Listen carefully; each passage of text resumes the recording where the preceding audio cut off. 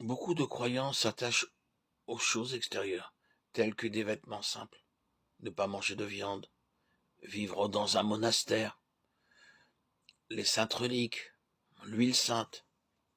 Mais ces choses ne prouvent pas que nous sommes remplis de l'Esprit. Il est vrai que nous pouvons être remplis, mais nous ne pouvons l'être que lorsque nous comprenons la signification des sept esprits de Dieu. Le Seigneur n'est satisfait que lorsque nous entrons dans sa parfaite volonté. Apocalypse 3:2.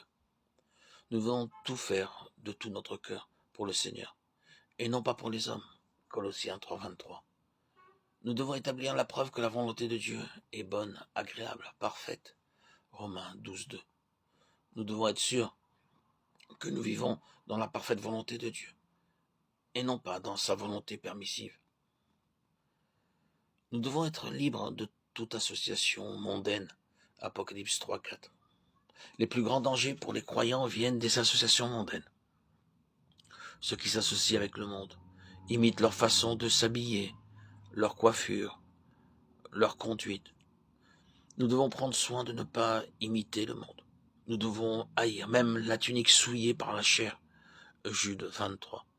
Les modes ont pour but d'attiser les passions, de rendre les hommes esclaves du sexe, tant et si bien qu'ils s'habillent pour le sexe et non pour la mode. Si le croyant imite le monde, son cœur est souillé. Notre beauté est la sainteté. 1 Chronique 16:29, Psaume 110, 3:1, Pierre 3:2-5 nous révèle le secret de la véritable beauté. Le vêtement blanc promis au vainqueur parle de la beauté céleste.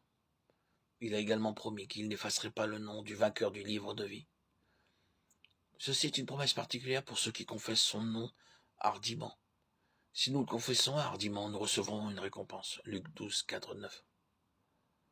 Beaucoup de croyants ont honte de parler de Jésus-Christ. Par notre témoignage, Dieu nous reconnaît comme des gens dignes de recevoir une récompense. Ne permettez à personne d'amoindrir la vie en vous. C'est par ce moyen que l'ennemi introduit le doute et la crainte. Aux vainqueurs, la promesse est donnée qu'ils régneront. Apocalypse 2:26. Car tous les croyants ne régneront pas. Ne vous méprenez pas. 1 Corinthiens 6:3 est clair. Il nous enseigne que les saints jugeront les anges. La récompense est l'étoile du matin, Apocalypse 2:28. Il est ici rappelé qu'au peuple de Dieu, d'être sensible à la voix de Dieu. La voix douce et subtile est entendue seulement par ceux qui vivent près de lui. 1 Roi 19:12. Alors que nous verrons le Seigneur Jésus-Christ dans sa vraie grandeur, nous serons rendus capables de vaincre, de surmonter les malheurs des derniers jours.